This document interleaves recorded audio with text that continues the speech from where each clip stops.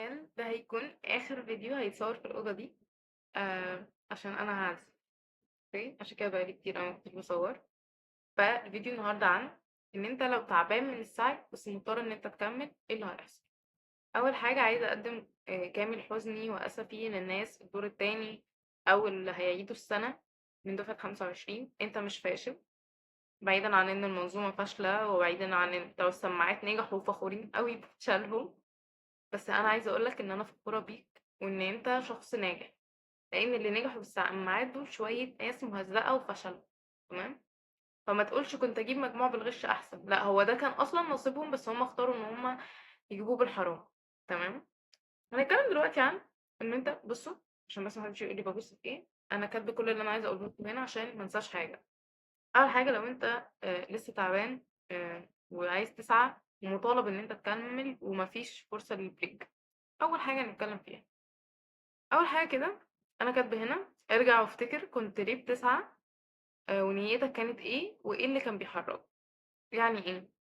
يعني دلوقتي مطلوب منك تقعد كده مع نفسك تفتكر أنت أصلا كنت بتسعى ليه. أنت كنت بتسعى لمين؟ كنت بتسعى لإيه في مستقبلك؟ إيه النية اللي جواك أو إيه الحاجة اللي كانت بتحركك إنك تسعى؟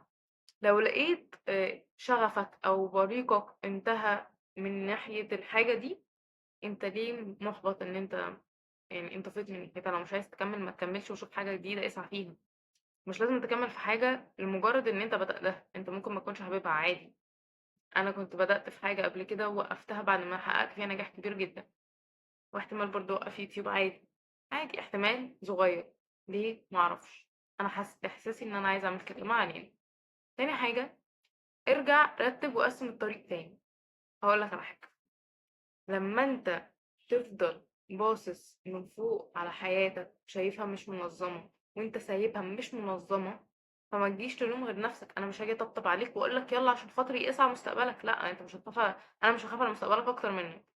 فارجع تاني، قسم طريقك تاني، شوف انت عايز تعمل ايه تاني. بص، انت دلوقتي مثلا عايز تتعلم انجليش، اوكي؟ قدامك طريق طويل قوي عشان تتعلم انجليش لان هي لغة. لغة، مش انجليزي ابتدائي واعدادي وثانوي المتخلف اللي احنا بناخده. هي لغة، عشان تتعلمها هتتعب قوي، في طريق طويل قوي. انت دلوقتي مشيت حتة من الطريق ده وخلاص انت مش عايز تكمل، مش بمزاجك. ليه؟ لان الانجليزي دلوقتي حاجة اساسية في كل الشغلانات وكل حاجة. فهنوقف، نفرمل، نرجع تاني بقى نجدد شغفنا من ناحية الانجليزي، نفتكر اهميته. انا بقول كمثال يعني. تمام. تفتكر انك مش لازم دايما تبقى بيرفكت، مش لازم دايما تبقى مثالي في كل حاجة انت بتعملها. عادي انك تريح، عادي انك تحبط، عادي انك تتخنق. لازما وانت ماشي في رحلتك تبقى عارف ان انت هيجي عليك اللحظات دي، لحظات تبقى مخنوق، لحظات تبقى قرفان، لحظات هتنتكس في الدين ومش هتصلي ومش هتفتح المصحف وهترجع تاني تعمل حاجة الغلط اللي انت كنت تبطلها. لازما تراعي كل النقط دي. بس احنا لما بنبقى بنتعدل وبنرجع تاني لطريقنا، احنا بقى بنفتكر ان حاجة مش هنغلط تاني. فلما بنغلط بنتخنق ونكره نفسنا. فانا عايزه اقول لك ان انت طبيعي قوي قوي قوي قوي ان انت هتغلط. تمام. تالت حاجة بقولك ادي لنفسك الحق للراحة. يعني ما تقولش لا انا ماليش حق ان انا ارتاح، ولا انا ما تعبتش اصلا، ولا غيري تعب اكتر. ما تقارنش نجاحك بنجاح حد ولا ظروفك بظروف حد. كل واحد منا ليه ظروف. في ناس اهلها اوبن مايند قوي وعادي جدا، في ناس اهلها شداد قوي، وفي ناس اهلهم وسط. كلنا مش نفس الظروف، كلنا مش نفس البيت، كلنا مش نفس العيشة، كلنا مش نفس البيئة. ما تقارنش نفسك مع حد. تمام. ممكن يبقوا اتنين اخوات في نفس البيت والاتنين شخصياتهم مختلفة نهائي. تمام. فكل المطلوب منك انك تدي لنفسك الحق ان انت ترتاح، انك ترتاح بعيدا عن السوشيال ميديا. ما انت مش مرتاح وانت مثلا حاسس ان انت فاشل ومش بتحقق انجازات، فما تروحش بقى ماسك لي انستا وتيك توك تفضل تقلب على ناس بتعمل انجازات. اللي هو انت عبيط في دماغك يا حبيبي؟ يعني صرحني لو انت عبيط في دماغك. عادي جدا، اعترف قدام نفسك ان انت عبيط في دماغك.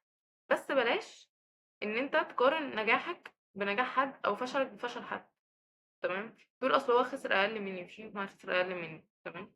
انا كنور لو قارنت حياتي بحياة الناس اللي حواليا وحياة ربنا، انا كان المفروض ان انا انتحر. بجد، انتحر بقى وانا مرتاحه. اللي هو انا خلاص، انا كده يا جماعه انا افشل خلق الله. تمام. تالت حاجه عايزه اقولها لك، ما تديش وقت قوي للزعل. افتكر ان انت هتتعب وان انت هتقع وان انت هتفقد طاقتك. بس لازم تجدد ده بعيدا عن التليفون، جدد ده مع أسرتك مش مساعدينك وناس محبطة، جدد ده مع صحابك، ما عندكش صحاب جدد ده مع نفسك بإنك تخرج خروجة حلوة في مكان حلو، اخرج على البحر، اخرج على الكورنيش، روح كافيه انت بتحبه، روح اقعد في زرع. يعني خلينا متفقين ان احنا كلنا في محافظاتنا يعني فيها الحاجات دي. روح وغير جو مع نفسك حتى لو انت مالكش حد يدعمك ومالكش اي حد.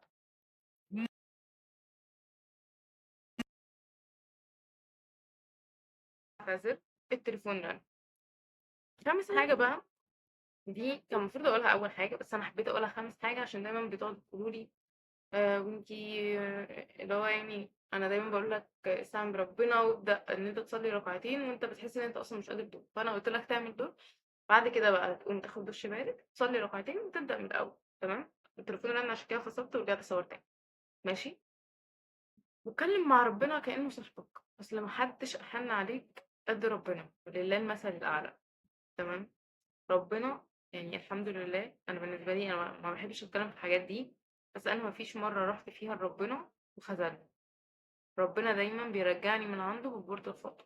رحت له ازاي؟ فرشت المصلية وصليت ركعتين وكلمته فيه. بس انت مش مطلوب منك اي حاجة تانية خالص. اخر حاجة بقى، افتكر دايما ان النتيجة والسعي ده ربنا هيجيب لك الحاجة في وقتها. يعني افتكر ان دايما ان النتيجة، نتيجة السعي ده ربنا هيجيبها لك في الوقت المناسب ليك مش في الوقت اللي انت عايزه. في فرق بين الوقت المناسب ليك اللي ربنا شايفه وفرق بين الوقت اللي انت عايزه. لو انت ركزت قوي على دول وركزت ان انت ربنا دايما بيديك الحاجة اللي انت عايزها في الوقت اللي انت محتاجه مش اللي انت عايزه، صدقني انت هتعيش حياتك كلها مرتاح. في اشخاص كتيرة قوي في حياتي كنت بدعي ربنا، هما كانوا في حياتي عامة، كنت بدعي ربنا ان احنا نفضل مع بعض لاخر العمر. عامة دول صحابي عشان انا عارفاهم. ماشي. واحدة كانت في حياتي بتقول ربنا يخليها لي وعشت 13 سنة، اتخانقنا مع بعض خناقة كبيرة قوي وجرحنا بعض بالكلام، راحت صدقت طرف تاني اصلا. فكل اللي انا عايزه اقوله لك ان لو ربنا استجاب كل دعواتك انت كان ممكن حياتك تتدمر. مش كل حاجه انت بتدعي ان انت عايزها بتبقى صح. سيب ربنا يختار لك وسيب ربنا يدبر لك حياتك عشان مش كل اللي انت عايزه صح.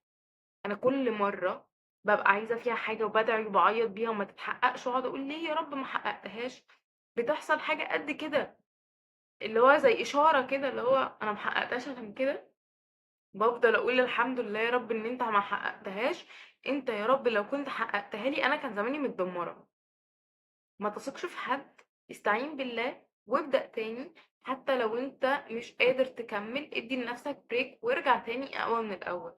فترة الانتكاسة او الفترة اللي انت هتكون واقع فيها دي فترة طبيعية جدا هتمر بيها في رحلتك لاكتشاف نفسك، في رحلتك في العبادة، في رحلتك في دراستك، في رحلتك في كل حاجة. المرحلة دي هتكون طبيعية جدا. وده كده اخر فيديو هيتصور في الاوضه دي.